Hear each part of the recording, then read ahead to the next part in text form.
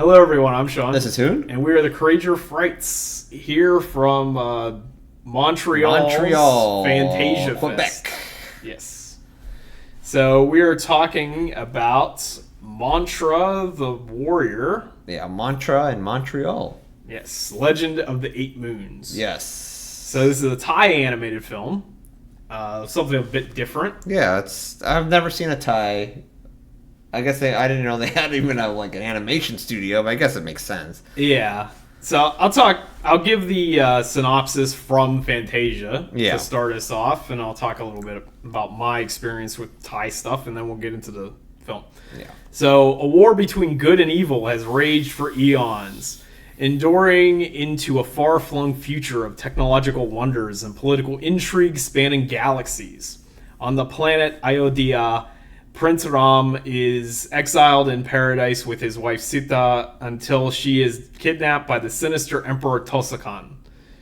The villain plans to seize the divine power and the princess carries, a spiritual force that can create or destroy on cosmic scale. The fierce and spiteful king Pali of the planet Varana has allied with Tosakan, but the noble Prince Ram is not without friends. In the neon-drenched urban underbelly of Varana, a team of rebels assemble covertly.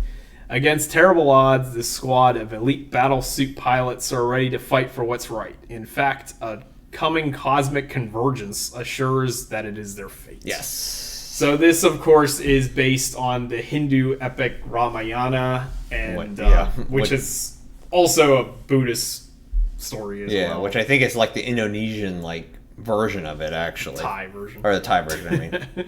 But, the Thai version of Ramayana. So my background with this, about, 15 years ago or so, probably even more than that, actually, when Tony Jaa started making Ong Bak and Tong Gong Gong and all that kind of stuff, I got really into Thai culture and all that kind of stuff. I was, obsessed with Thailand for a few years.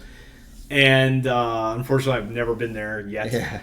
But I've never actually seen an animated film from Thailand. Yes. So, I've seen plenty of action movies, plenty of horror films from Thailand, but never something animated. Yeah. And I'm mildly familiar with Ramayana.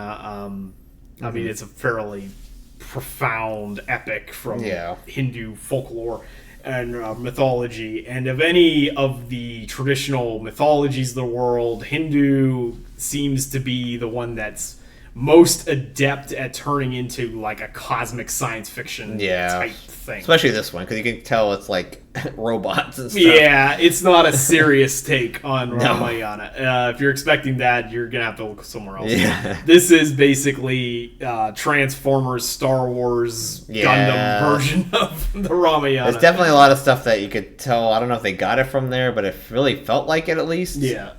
Either Clone Wars or... Either one guy had a double-sided lightsaber. Somebody has Darth Maul's lightsaber. Yeah, one guy looks like Darth Vader. Yeah, I don't think that's part of the Ramayana. No. So in Hanuman's a mech suit.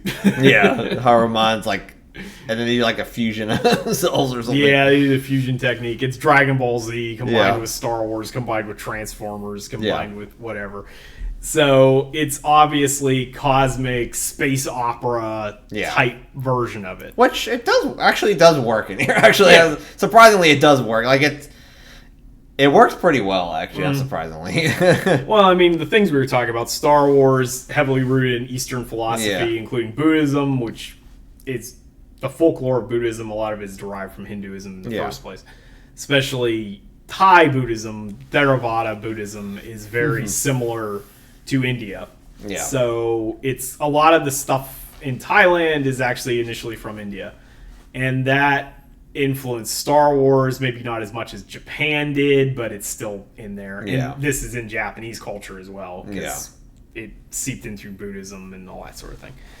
So it's interesting because this type of film, you might look at this and be like, oh, that rips off Star Wars, rips off Dragon Ball, whatever. But in reality, it all comes full circle because Star Wars and Dragon Ball in particular has taken so many different cues from these ancient texts in the first place that it's yeah, sure, it's obviously a ripoff, but in the original material is some of the source material for those things as well. So I don't know if it's so much a complete ripoff as it just has similar themes derived from the same source material. Which a lot of these things, definitely with stuff like this, it's definitely, you could use the similar themes because it's kind of like Universal. Yeah. It's like you have the good and evil. They're not really good and evil. It's almost like they didn't have really good and evil. It's just like a guy had its own thoughts of ways, like an emperor. Yeah. And then you have like a rebel group fighting him, basically. So... Right. So, the art style in this, it is 3D animation. Yeah. Like, has 3D, but with some 2D, because, like, if he remembers, like, his past or something, that's all in 2D. Yeah. But majority of it has that 3D animation. But it's, like, a really good 3D animation. It was, like, it was really good. Yeah, it's not bad at all for 3D animation. I'm not even a fan of 3D animation, but it looks better than, like, most of the shit on Netflix. Yeah. So... It's better than some of the Disney stuff that's out there. Which... Yeah, it's true too. So I don't know if that's saying much, but especially recently. Yeah. So I didn't watch all of this, but yeah, I did. There's a lot of fighting in here. Yeah. Like probably I don't know. This movie was 90 minutes. Probably 60 minutes of it was fighting. Yeah. Yeah, it was, the parts I saw, the opening part almost had a Halo feel to it, too. Yeah. So there's a bit of that going on. There's a bit of, like, Star Wars Rebels type style. Yeah. Like, the art style is similar to that. I will say it looks better than that, whatever that new Transformers movie is. Yeah, surprise. Yeah. That doesn't appeal to me at all. And like stuff like some of the stuff in here is like I don't know anything about the epic or anything like that. So but I kind of figure some of the characters are specific ways. Like the one guy, like I think it was like Ramayana or something like that. He's like supposed to be like he's like a comedic guy in there. I don't know what like his whole thing was. I just remember the part where he's like he's so weak that he's strong because he goes in like negative injures and he's like he goes like nuclear Gandhi on these guys. It is interesting. I don't know if that's just a part of the story. I don't know. Maybe it might be part. I have no idea. But there was a lot of cool stuff in here that I was able to pick up on. Like I'm really rusty on Thai culture. Like I said, I have no idea about any of this. But there was one part that I thought was kind of cool where there was this giant mech that was like a mecha Erewhon, which is the Thai like 3-headed elephant type thing, which was pretty cool looking. The one main bad guy has like is like his chariot or something. Yeah, like there's a lot of cool visuals. Yeah, that are derived from. It is really good. So if you like animation again, this is one that's probably you probably want to go check it out. It is actually pretty good. Yeah, it's definitely designed. It's definitely designed more for like kids. Yeah. So don't go into this expecting some kind of like profound epic or something like that. I mean, there are some scenes in there where it's like, okay, this is pretty. This doesn't seem like someone's kid because the one guy gets his arms cut. Yeah. Like literally his arms get cut off. Both of them. He gets better. Yeah, he gets better.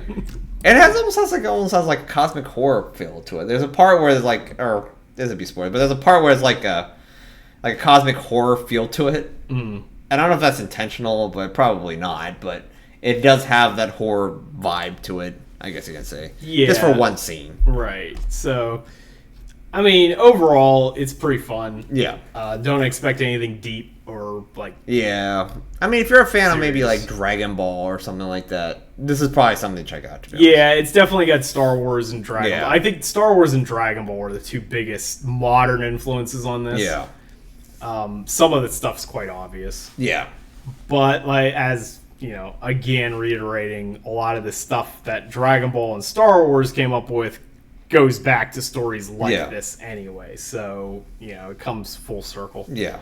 So I think that's going to do it for our breakdown on Mantra, Legend of the Eight Moons. Yeah. So if you get a chance, I don't know if you will, but if you somehow come across this movie somewhere, just know, I mean, it's a cool animated film, mostly for kids. But also, if you're a fan of animation and you want to see something other than like a Japanese animation or even American animation, this is probably one maybe even to start with. Right. I would say.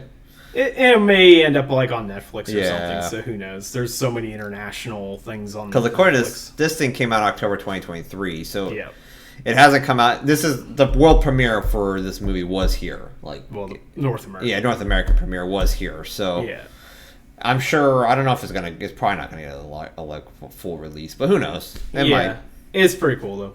So I'd recommend checking it out if you get the chance. Yes. So if you like the video, give us a thumbs up. Consider subscribing for more like this in the future, and you too could feel the strength welling within. See ya. ya.